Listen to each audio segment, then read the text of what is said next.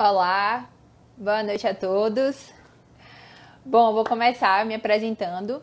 Me chamo Ana Marzola, sou formada em Administração de Empresas pela Unifax. Hoje eu atuo dentro da minha área, administrando um bar e restaurante e uma pizzaria. E também estou como diretora de voluntariado da Junior Achievement. Bom, para quem ainda não conhece a Junior Achievement é uma instituição sem fins lucrativos. A gente tem uma atuação aí bem abrangente em vários países e a gente trabalha com os jovens, né? A Junior é uma das maiores incentivadoras de jovens do mundo e a metodologia que a gente utiliza é a metodologia do aprender fazendo. Então, a gente estimula com que o jovem não só aprenda a teoria, mas coloque essa teoria em prática e que isso gere esse aprendizado dele, né? Então, é essa forma que a gente propõe em todos os nossos programas, que são divididos em três grandes pilares. Então, a gente tem, né, o pilar do empreendedorismo, o pilar da educação financeira e o pilar da preparação para o mercado de trabalho. Então, a gente estimula e desenvolve esses jovens para que eles consigam atuar e gerem, né, consigam gerar valor para a sociedade através da sua atuação nessa nova economia. Então, a gente prepara para que eles consigam encarar aí esses grandes desafios da nova economia e desse mundo globalizado que a gente vive hoje. Quem quiser saber mais, ser nosso voluntário, é só entrar em contato com a gente, pode mandar um direct que a gente vai te responder a qualquer hora do dia. Se você quiser já se cadastrar para ser nosso voluntário, tem aqui no perfil, link na bio, é só você digitar lá suas informações. Vai ser uma grande satisfação para a gente ter você como voluntário. Vale ressaltar que toda essa magia aí da Junior Achievement, ela só acontece graças ao voluntariado, às escolas, né, e a parceria que a gente promove, né, com as escolas e com as empresas. Então, sem todos esses atores aí, seria impossível fazer o que a gente faz. Então, por isso que a gente agradece, né, sempre a todos eles e por isso que a gente sempre tenta ter mais voluntários para que a gente consiga atingir mais escolas e atingir mais jovens, para que eles façam a diferença aí na nossa sociedade. Bom, já falei um pouco sobre mim, falei um pouco sobre a Júnior.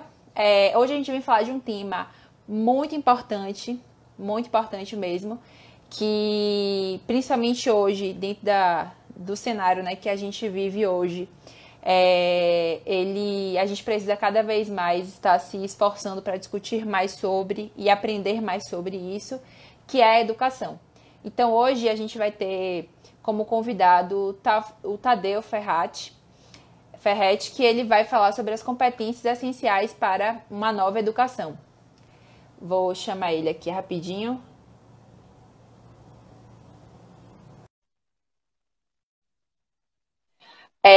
Quem for acompanhando a live, fique à vontade para poder mandar as perguntas, que eu vou digitar as perguntas aqui e ao final, quando o Tadeu terminar, a gente vai ter 5 minutinhos para vocês fazerem as perguntas e a gente falar um pouquinho. Bom, Tadeu, já fiz uma apresentação rápida aqui da Júnior, já falei um pouquinho de mim. Vou falar um pouquinho sobre você aqui, né? Falar um pouquinho, né, sobre o seu currículo e aí você inicia, certo? Ok.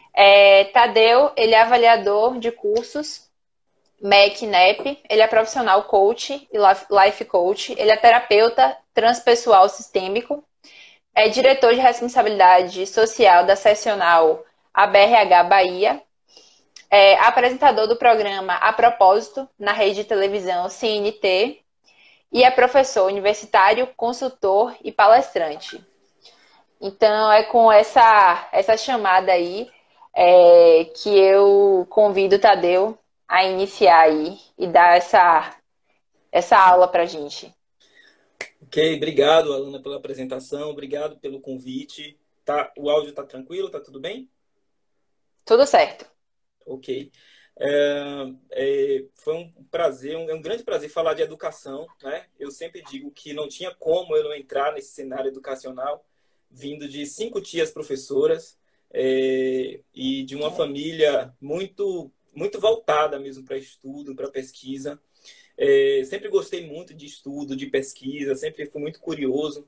E quando eu recebi o convite, fiquei muito feliz, inclusive pelo tema também, que me chama muita atenção. E eu sou um professor, eu acho que alguns alunos que estão aqui, eles sabem disso, que eu estou sempre provocando os meus alunos, né, para fazer algo novo, algo diferente. Os cenários eles estão mudando, a gente está passando por grandes transformações, e eu tenho dito sempre para eles, né, que quando a gente não aprende no amor, a gente aprende na dor, né? E nesse momento a gente está aprendendo com esse mundo tecnológico aí, que muitos tiveram tanta resistência, agora a gente está É. aprendendo a lidar, inclusive nós professores também, né? Não é só a questão dos alunos, mas muitos professores eram muito resistentes à questão tecnológica, e agora a gente está aprendendo, e eu digo para você que eu estou adorando essa mudança e essa ideia, para mim tem sido super positivo e super prazeroso. Vamos lá. Consegue me ouvir? Sim, aqui tá Pois é. perfeito. Bom, e aí nós vamos falar basicamente sobre as competências que tem mudado bastante aí o perfil, né? Tanto do nosso alunado. Antigamente a gente tinha uma sala que era uma sala muito tradicional, onde todo mundo tinha a mesma idade, a mesma faixa etária, onde todo mundo tinha praticamente o mesmo perfil econômico, social. E a gente hoje trabalha numa sala de aula diversa, né? A diversidade está muito presente. Então eu tenho alunos, por exemplo, que eles têm de 18 anos, que acabaram de sair do ensino médio. Eu tenho alunos de 60 anos, de 70 anos numa sala de aula. E aí, como é que nós, professores, né, vamos lidar com isso? E é preciso que haja tanto competências desses estudantes, quanto a competência também dos professores, né? Eu acho que a gente tem que saber lidar com isso. E uma das coisas que eu critico muito, Alana, que eu acho que a gente precisa melhorar muito nesse sentido, é essa palavra de formar, né? É um vício de linguagem que nós vamos formar as pessoas. E a gente coloca todo mundo dentro de um saco, dentro de uma sacola e acha que todo mundo é igual, que todo mundo aprende igual, que todo mundo tem o mesmo conhecimento. Todo mundo tem um conhecimento, mas alguns têm mais facilidades, alguns tiveram mais acesso, outros menos. E o professor, uma das competências do professor, claro que a live é voltada para as competências dos estudantes, mas uma das competências do professor é justamente ele ter essa sensibilidade, né? E essa capacidade de observar quem é o seu aluno, qual é o perfil desse aluno. Então, uma das coisas que me perguntam, né? Nossa, Tadeu, você tem uma relação muito boa com seus alunos. Por que que isso acontece, né? Eu tenho dificuldade. Acontece muito, às vezes, um professor chegar para mim e falar assim: Tadeu, aquela turma fala tão bem de você, e que turma complicada, né? E você consegue ter essa desenvoltura. E o nome disso é empatia, né? O nome disso é você se colocar no lugar do outro e você entender que ali naquela sala é um misto de conhecimento, é um misto de competências, de dificuldades, de diversidades. Ensinar é uma arte, né? Então, eu sempre digo, olha, cada um tem a sua história, cada um vem de um lugar diferente, mesmo sendo de Salvador, mas cada um vem de um bairro diferente, cada bairro tem a sua cultura, cada família tem a sua cultura, cada um tem o seu processo, o seu aspecto financeiro, psicológico, social, cultural.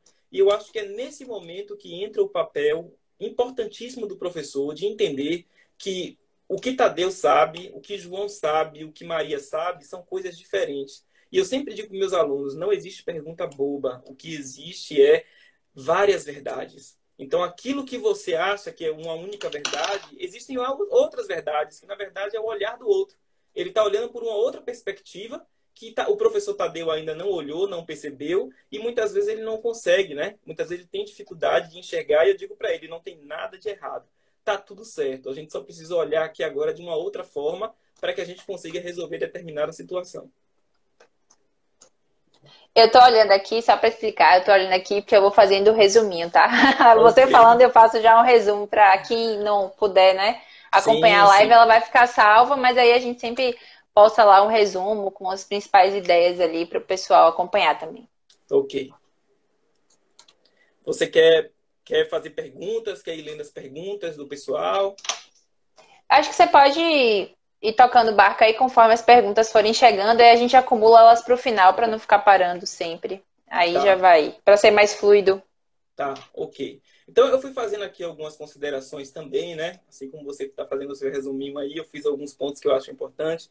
Então, a gente tem as competências, né? E a gente vem percebendo que ao longo do tempo isso vem mudando. A gente está trabalhando muito agora com a parte tecnológica. E quando a gente fala de competências, a gente vê aí o conjunto, né, de conhecimentos, habilidades e atitudes. E eu estava me lembrando, eu gosto muito de fazer, quando eu sou convidado para uma live, eu gosto sempre de fazer algumas reflexões e tentar entender como era antigamente e trazer isso, resgatar isso para o mundo atual que a gente está vivendo, né? E eu me lembro, Alana, que quando a gente ia prestar vestibular, principalmente na UFBA, a gente tinha aquela obrigação, né? Era obrigado a ler aqueles 10, 12 romances para prestar o vestibular, né? Aqueles autores recomendados pelos professores da UFBA. E isso me faz lembrar também a questão do conhecimento, né? Acho que o conhecimento está posto para todo mundo. Acho que está tudo no Google, tem nos livros, o conhecimento, acho que a gente busca, a gente procura, mas tem as habilidades, né? Então, conhecimento é o conjunto de conhecimentos, habilidades e atitudes. Habilidades é saber fazer, acho que todo mundo também sabe fazer alguma coisa, né? Todo mundo tem as suas habilidades. E quanto às atitudes, é querer fazer. Que eu sempre digo que essa é a grande dificuldade de um professor na sala de aula, quando ele encontra um aluno que o aluno não quer fazer. Mas muitas vezes o aluno ele não quer fazer porque o professor quer que ele faça do seu jeito. E às vezes o aluno ele encontra uma maneira diferente, mais prazerosa. Às vezes o aluno ele quer fazer do jeito dele e ele consegue trazer resultados maravilhosos. Mas aí o professor muitas vezes ele traz aquela questão, aquela educação rígida, que eu acho, aquela educação tradicional, que eu acho que ela não deve ser colocada de lado. Eu acho que a educação tradicional ela é fundamental, né? Mas eu acho que muita coisa mudou. A gente fala muito hoje de uma educação mais livre, holística. A professora Maribel fala muito da questão da consciência, a professora Maribel Barreto, e eu concordo muito com ela também. E eu acho que o que a gente está encontrando hoje de grande dificuldade é aquele aluno que está na sala de aula e ele não quer fazer. Mas aí cabe ao professor entender o porquê que esse aluno não quer fazer. Muitas vezes ele não quer fazer porque a metodologia para ele não está adequada. Ele prefere um outro estilo, ele prefere uma outra forma de fazer. O aluno ele tem dificuldade de fazer daquele jeito que o professor quer. Né? E eu vejo muito ainda professor nesse ritmo, né? Um professor que ele quer que seja feito daquela forma, daquele jeito que ele aprendeu. E ele aprendeu lá em 1940, 1950, 1970. E aí ele quer reproduzir isso no mundo de hoje. E aí ele vai encontrar uma dificuldade porque é uma geração cada vez mais acelerada. E essa geração tá dando aula na gente, principalmente com relação à tecnologia. Né? E aí a gente vai encontrar também aquele aluno que ele sabe e ele lida muito bem com a tecnologia, mas ele não sabe lidar, ele não consegue linkar a tecnologia, as redes sociais, tudo voltado para a tecnologia, para a educação. Ele vê muito isso mais como entretenimento, como divertimento, como diversão, Sim. né? E aí é importante Sim. que o professor também ele esclareça que as redes sociais também é uma forma de aprendizado. A gente aprende ali. Então, eu estou trabalhando com minha turma hoje, por exemplo, a gente está finalizando uma disciplina chamada Projeto Integrador, onde eles estão trabalhando com LinkedIn. Né? E acredite, Massa. Alana, 90% da turma não conhecia a plataforma. 90% da turma não sabia. E quem tinha, tinha e não utilizava, não sabe utilizar. Tinha porque muitas vezes começou, parou, né? E hoje eu recebi muitos depoimentos dele, porque a gente está finalizando, e eu pedi que eles fizessem depoimentos, tanto de vídeo quanto escrito. E eles estão assim encantados com a ferramenta, e inclusive uma já me disse hoje que conseguiu, né, se colocar no mercado de trabalho por conta do LinkedIn, né? Então, eu acho que é uma forma muito significativa da gente trazer para a sala de aula, inclusive o próprio. Aí, a gente está vendo o próprio Instagram como uma forma de aprendizado com as lives. Acontecem lives maravilhosas que complementam a aula. E eu via muitas vezes as próprias instituições, e aí também vou colocar aqui um pouco de culpa nas instituições, quando diziam que a sala de aula era a sala de aula. E eu sempre via a educação também fora da sala de aula. Se tem um lugar onde a gente aprende muito e a gente aprende muito, é no mundo, né? No local de trabalho, no ambiente de trabalho, é o local onde a gente mais consegue aprender. E na sala de aula a gente vê muita teoria. E a teoria é importante, a teoria é bonita, mas é no trabalho, é na vida, na história, na experiência de cada um, que eu falei lá no começo. É nessa experiência de vida onde a gente consegue trazer isso para o aluno como forma de aprendizado. Eu tenho uma metodologia também que é muito importante, que eu acho interessantíssima, que é aprender através da sua própria história, Alana, sabe? Então, eu gosto muito de ouvir, eu gosto muito de trazer os alunos para o primeiro dia de aula, que eles contem um pouco da história de vida deles, né? Essa contação de história se fala muito hoje, e ela é muito significativa no sentido onde você conhece a história desse aluno, você sabe onde está a dificuldade desse aluno durante o semestre, durante o percurso do aprendizado dele. E aí são histórias que a gente consegue perceber, e eu percebo, e aí é que eu falo que uma das competências do professor é importantíssima, é a sensibilidade. E aí o professor ele precisa ter essa sensibilidade dele entender que muitas vezes aquele aluno ele sabe, ele conhece, ele sabe fazer, mas ele não quer fazer porque ele veio de uma estrutura familiar onde ele ouviu muitas vezes dizer que ele não tinha capacidade, que ele não tinha condições, de que ele era burro, né? De que os pais não conseguiram e ele também não ia conseguir. E aí eu acho que entra o papel do professor, e aqui às vezes alguns professores dizem assim, você quer que a gente seja psicólogo? Não é ser psicólogo, é você ser empata, você trabalhar a empatia e se colocar no lugar desse aluno. E perguntar a ele, onde está a sua dificuldade? De que forma é que eu posso te ajudar? Às vezes a metodologia que eu estou utilizando não é das melhores para ele, mas pode ser para Maria. Então eu preciso entender dele também de que forma é que ele gostaria de fazer aquilo, né? De que forma é que ele entende. Assim como eu tive alunos com muita facilidade para mexer no LinkedIn, eu tive alunos com muita dificuldade. E você, quando você vai ver o histórico desse aluno, é um aluno que muitas vezes não tem acesso à tecnologia. Então, a gente tem um Brasil aí, quando a gente fala de tecnologia, a gente não pode se comparar a país de primeiro mundo. Então, a gente sabe que tem dificuldade de alunos de ter acesso à tecnologia. Às vezes, ele tem celular de ponta, mas ele não tem uma internet que seja uma internet compatível, favorável para o estudo dele. E aí eu preciso elastecer mais o prazo, né? Prolongar mais o prazo, sentar mais, apoiar mais esse aluno, abraçar e acolher mais esse aluno para que ele não evada, para que ele realmente não desista do ensino e do aprendizado. Chegou alguma pergunta aí? Já chegou. Posso fazer? Pode, fica à vontade. Pronto, é de Ângelo. Ele perguntou como mesclar a forma de ensinar para que atenda às expectativas de todos os alunos, sendo que eles têm pensamentos e histórias diferentes. Acho que é o grande questionamento, né, de todos os Isso. professores, né? E aí, eu acho que a grande sacada é justamente essa, né? Por sermos diferentes, e aquilo que eu falei, né? Nós trazemos histórias diferentes. E eu acho que é importante a gente respeitar a história de cada um, né? A gente saber de onde vem a dificuldade de cada um. Eu acho que a grande sacada é essa, né? E eu sempre digo para eles, não existe nada, não existe uma única... Existe a forma como você enxerga, existe a sua experiência, onde você conseguiu, como você conseguiu chegar até aqui, quais foram as dificuldades que você encontrou.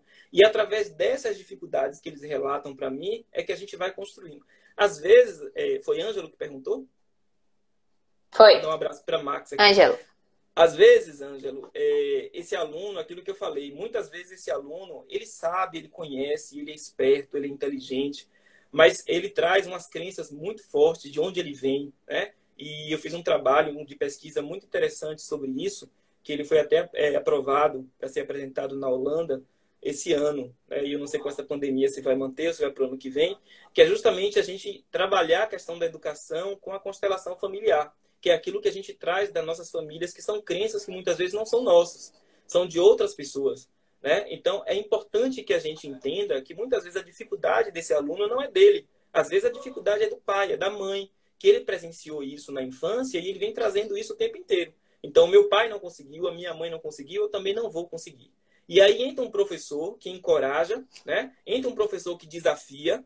Semestre passado eu tive uma turma que foi assim uma luta, porque eu desafiei eles o tempo inteiro. Então, quando eu vi, quanto mais resistência eu via, Alana, mais desafio eu trazia para eles e colocava na sala de aula. Então, assim, a gente teve brigas, teve embates, briga no bom sentido, né? Da gente construir junto e fazer um bom trabalho. Mas a gente, no final, eles reconheceram o quanto aquele desafio foi importante. Porque eu não quero fazer, você não quer fazer por quê?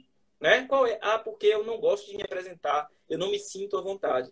E eu digo para eles, a sala de aula é o momento, é o laboratório para a gente errar. Aí teve uma aluna que deu risada, que ela disse assim, professor, não me deixa apresentar porque eu vou desmaiar. E eu digo, não tem problema, a gente espera um pouquinho. A gente espera um pouquinho. Quando você acordar, você continua. Eu era assim. E aí eles entendem que Eu era assim. eles entendem que eu também, muito tímido para apresentar, eu nunca, Alana, me imaginei sendo professor na condição de educador, nunca. Eu era aquele aluno que sentava da metade da sala para o final, para o fundo, né? Muito tímido. E quando o professor olhava para mim, eu sempre me escondia na frente de um colega que estava na minha frente. E eu tinha pavor de ir para frente para apresentar. E até o dia que eu entendi que aquilo era importante para mim, até para ir para o mercado de trabalho, até para me desenvolver melhor. E acho que cabe também ao professor esse papel, né, de orientar esses trabalhos, sabe? De não só fazer parte escrita, mas fazer a parte também da apresentação para avaliar a parte comportamental, da oratória, né? Da própria vestimenta, da linguagem que ele utiliza. Isso é fundamental. Eu gosto muito desse tipo de trabalho. Isso é Tem verdade. mais? Eu, eu vou fazer outra pergunta, tá? Faça. É, a gente acompanhou e a gente sabe que a formação do educador ela mudou muito, né? Então a maioria teve uma formação para atuar dentro de um contexto que esse contexto hoje não existe mais. Então muitos educadores que hoje estão dentro das salas de aula, eles foram educados com aquela visão de que, né, o educador ele ali é o centro de todo o processo de aprendizagem. E hoje a gente tem uma inversão desses papéis. Hoje ele entra muito mais como um facilitador, né, digamos Sim, assim. Ele não é mais o centro, mas ele vai conduzir o processo de aprendizagem desses alunos. sim. Mas eu acho que, assim, e aí a pergunta é, para essas pessoas que tiveram essa educação e que estão hoje dentro da sala de aula, ainda nesse processo de entender, compreender como, né, lidar com tecnologia, com alunos eufóricos que não aceitam, assim, que você fala uma informação, ele já tinha ali na ponta dos dedos, digamos assim, a informação. Então, como é que a gente pode também atuar para poder conseguir fazer com que acolher esses educadores, que eu acho que precisa ter um processo de acolhimento, porque deve ser muito difícil para eles também, né? Às vezes a gente fala muito do Sim. aluno né, que o aluno, porque o processo de aprendizagem, o processo é ruim, porque o aluno quer tecnologia, que ele quer isso, que ele quer aquilo, e a gente fala muito no aluno e a gente esquece que do outro lado tem uma pessoa que está completamente fora da zona de conforto Sim. e que também precisa desse acolhimento. Então, minha pergunta é, como acolher e como também, assim, como fazer com que esse educador também mude o mindset dele para que ele consiga também se entender dentro desse novo contexto que ele está sendo exposto, né, todos os dias. É, uma pergunta bem interessante, Alana, que você está trazendo, porque assim, o professor ele sempre foi visto como o centro, né? O centro da atenção, até por ele estar ali em pé na frente o tempo inteiro. E isso foi sempre uma questão cultural de que ele é o dono da razão, que ele é o dono do saber, né? De que a única verdade é a dele. E aí eu tenho feito muito isso, que é o trabalho de muito de trazer os alunos para o protagonismo, né? Então eu sempre discuto com os Sim. alunos, deixa eu só mudar aqui, vou colocar na tomada. Eu sempre gosto de trazer os alunos para perguntar a eles de que forma é que eles preferem construir aquele trabalho. De que forma é que a gente pode construir um tipo diferente de apresentação.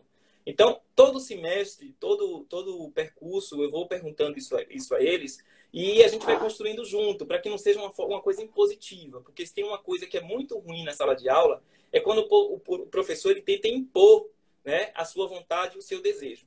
Então, eu gosto muito de construir junto com os alunos. Por exemplo, esse trabalho mesmo que a gente está fazendo do LinkedIn, eu disse para eles, olha, eu quero que na finalização, quero que vocês gravem um vídeo de 1 minuto, não mais que isso, contando um pouco da experiência de vocês. Professor, mas 1 minuto é pouco. Eu falei, eu não quero que vocês conceituem LinkedIn, eu não quero que vocês falem, eu quero que vocês contem para mim, foi bom, foi fácil, teve dificuldade, não teve, o que aconteceu, qual foi o resultado, ponto, acabou.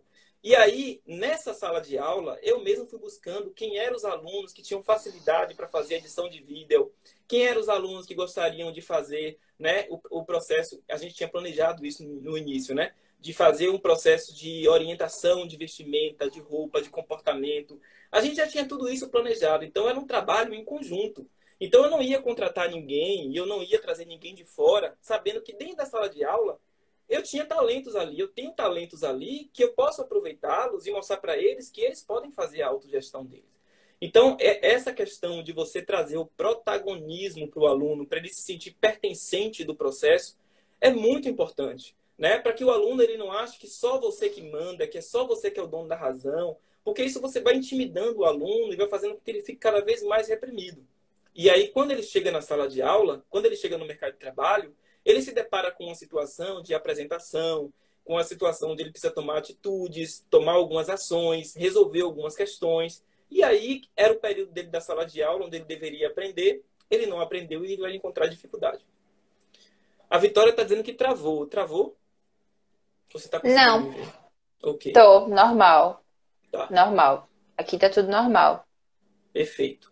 E aí também eu acho que entra uma questão aí do autoconhecimento, né? O professor tem esse papel de trazer, de fazer com que o aluno, e eu gosto muito de fazer o aluno no primeiro dia de aula, na primeira semana, eu sempre faço uma gestão, um trabalho de gestão de autoconhecimento, onde e eu guardo sempre comigo, viu, aluno? Eu vou acompanhando isso durante todo o semestre, onde o aluno ele diz para mim quais são as facilidades que ele tem, quais são as dificuldades que ele tem, o que é que ele espera, o que é que ele deseja, o que é que ele está vendo, o que é que ele vislumbra no final, né? O que é que ele acha que ele vai conseguir alcançar. E esse papel é importante para ele compreender a diversidade de personalidades e características presentes na sociedade. Né? Então, essa questão, ele perceber que aquilo que ele deseja não é o que o outro deseja. Aquilo que ele tem de ponto de melhoria, o outro já tem uma característica diferente. Então, eu tenho dificuldade de oratória, mas o meu colega que senta do meu lado tem mais facilidade. E eu sempre digo para eles, olha, vamos trabalhar aqui na sala de aula com essa questão de trabalho em equipe, onde a gente vai diversificar, né, através desse mapeamento que a gente faz na primeira semana, onde a gente trabalha a questão das competências e eu descubro ali quem tem uma maior competência, quem tem uma menor competência, e eu vou distribuindo as equipes. Nossa, isso, Alana, dá uma confusão, porque eles já estão acostumados, sabe? Aquela chamada panelinha, né? E eu digo para É. eles, gente, o quanto é importante vocês, né, se conhecerem, porque Isso é às vezes verdade. eu dou aula para alunos que estão saindo já, né? Estão indo para o mercado de trabalho. E às vezes tem alunos que nunca trocaram uma palavra na sala de aula. Porque eles ficaram o tempo É. inteiro naquela mesma equipe, naquele mesmo grupinho. E aí é chegado o momento, quando chega o professor Tadeu, que faz toda aquela movimentação, aquele rebuliço todo, fica todo mundo estranhando, né? E eu digo, olha, no final vocês vão entender o resultado disso e quanto vai ser prazeroso vocês se conhecerem. Isso é Muito bom. verdade. Isso é verdade. Mais Tadeu, pergunta? se você pudesse dar um conselho para um educador que está acompanhando a live aqui agora, qual seria esse conselho? E se você pudesse dar um conselho para uma pessoa que não necessariamente trabalha com educação, um cidadão, Sim. para que ele se engajasse mais, né, dentro desse assunto, né, da educação, qual seria esse conselho também para essa pessoa que não necessariamente está ali dentro da sala de aula, como professor, como aluno, mas está ali no mercado de trabalho? Qual conselho você daria assim, para essas duas pessoas?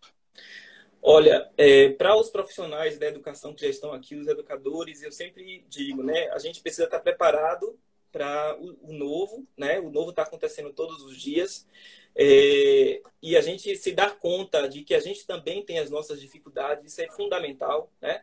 Eu tinha algumas dificuldades com algumas tecnologias e essa pandemia foi um grande aprendizado para mim, né? Porque ela me jogou e disse assim, agora você vai aprender, né? E isso é fundamental porque eu terminei aprendendo não só com a instituição, não só com a minha autogestão, mas também com próprios alunos. Às vezes, no dia a dia, usando a ferramenta, eu tinha dificuldade. E às vezes, um aluno, olha, professor, clica naquele botão ali, é ali que você inicia a gravação e tal.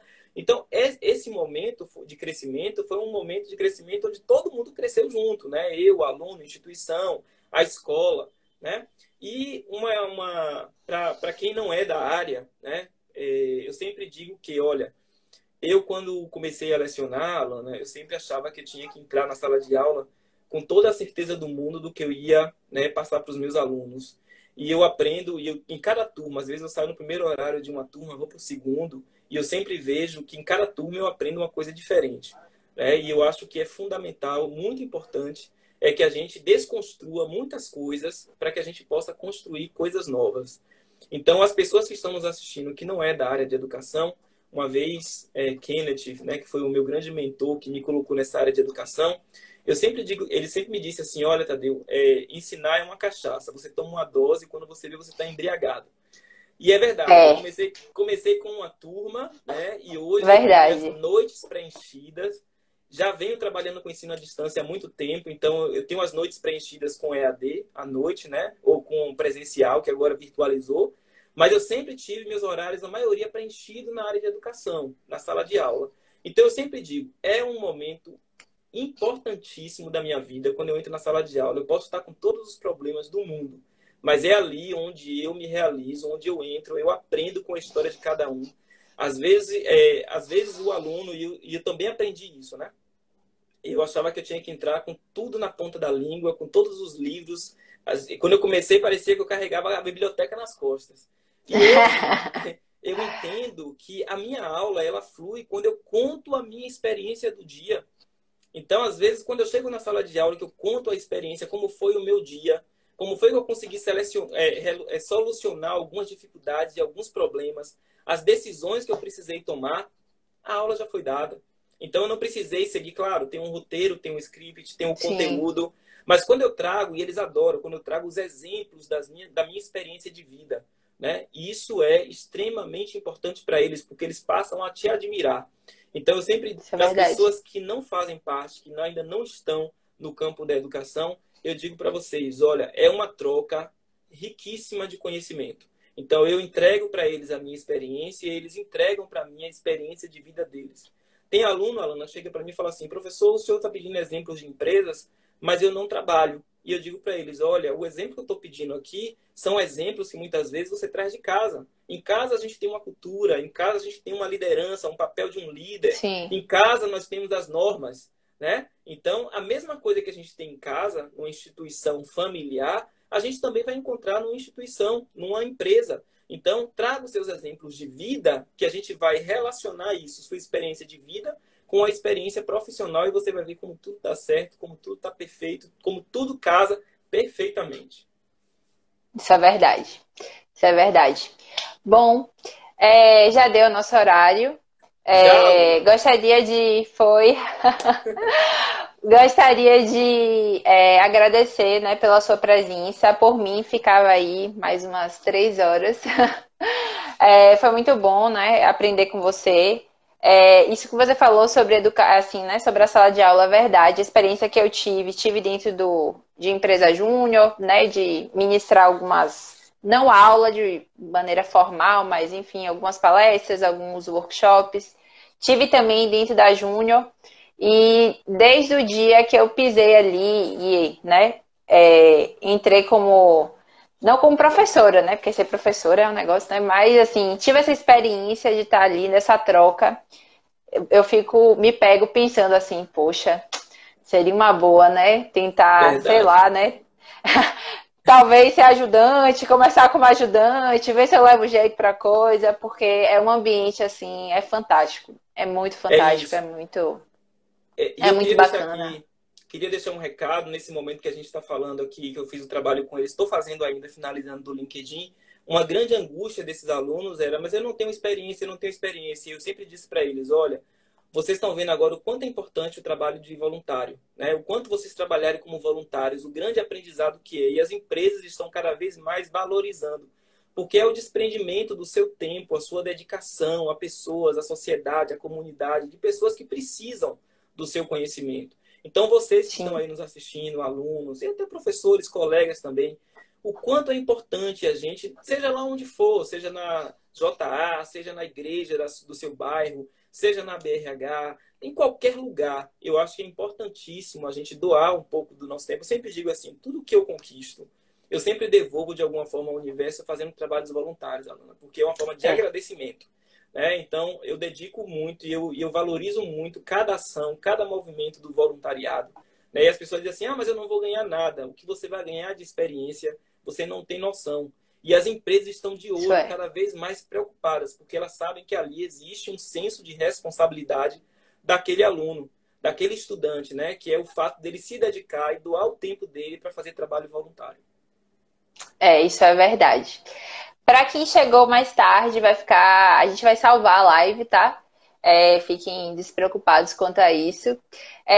Gostaria só de fazer um resuminho para quem chegou agora. E aí quero a sua opinião, Tadeu, para ver se está dentro Vamos de tudo lá. que você falou. Bom, vamos lá. O tema de hoje que a gente discutiu foram as competências essenciais para uma nova educação. E dentro disso, o Tadeu falou para a gente, né, que não existe uma verdade, o que existe são várias verdades, né? Isso vai depender da perspectiva de vida que cada um de nós carrega. E as perspectivas de vida, elas são criadas a partir da nossa vivência, da nossa experiência com a nossa família, dos nossos relacionamentos. E que a empatia é o segredo para que o professor, né, já que ele é, né, o pilar central, né, da nossa conversa aqui hoje, que o educador ele consiga trabalhar com esses seres plurais, né, que somos todos plurais, somos diferentes uns dos outros. Então a empatia ali é o grande caminho para que o educador consiga se conectar ali e consiga passar aquele conteúdo de uma forma que consiga atingir a todos dentro da perspectiva de cada um. Então, dentro disso, a ideia é que esse educador ele conheça a história, né, desse aluno, que ele respeite essa história, que a partir disso ele saiba onde atuar. Então, o que está travando ali ele para que ele consiga ter, né, um processo de aprendizagem 100%. E a partir disso ele vai orientar ali aquele aluno. Então ele vai entrar mais como um orientador, digamos assim, né? Um facilitador desse processo. O outro ponto é enxergar o aluno como um protagonista e dentro disso também trabalhar com ele o autoconhecimento, que hoje em dia é essencial. Sempre foi essencial, mas hoje principalmente ainda mais essencial. Então tirar ele da zona de conforto, propor desafios para que ele seja trabalhado de uma forma holística, né? Que a gente não só trabalha a teoria, não só trabalha a prática, mas trabalha o ser humano, o cidadão, que está ali também, que a gente não deixa de ser uma coisa para ser outra, né? A gente é pluri, a gente é tudo. Tudo ao mesmo tempo. E a importância também, né? Da família dentro da educação, né? O impacto que a nossa educação dentro de casa tem, né?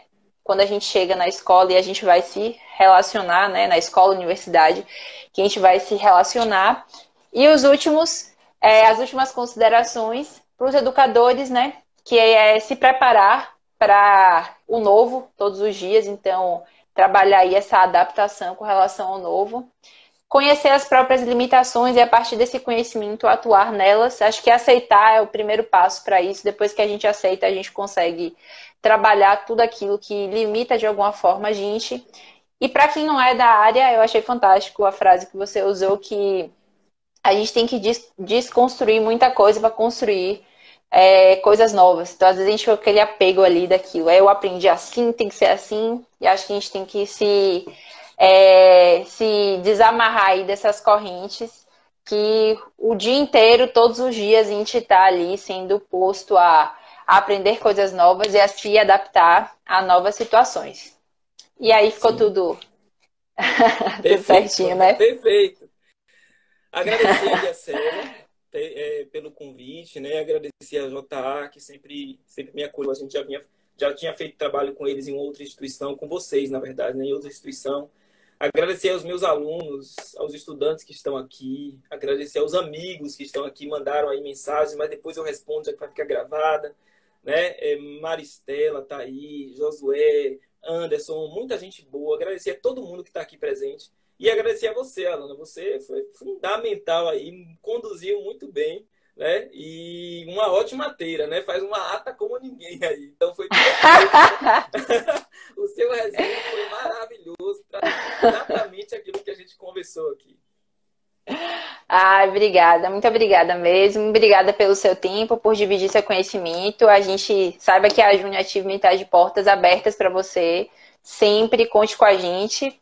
E, enfim, é isso. Espero que você tenha uma excelente noite. Todo mundo que está nos assistindo. Quem tiver interesse de ser voluntário da Júnior Achievement, só mandar mensagem para a gente que a gente responde, tira todas as dúvidas. E, enfim, é isso. Tenha uma boa noite. Muito obrigada, Tadeu, mais uma Obrigado. vez. Boa noite. Você é show. Fico muito honrada de estar aqui com a pessoa, né? Com tanto conhecimento, uma trajetória tão bacana assim como a sua. Para mim pô, é muito massa, é muito emocionante. Obrigado, Alan. Obrigado, querido. Um beijo para você, um Obrigada beijo para mesmo. todo mundo. Boa noite. Beijo, gente. Boa noite. Se cuidem. Valeu.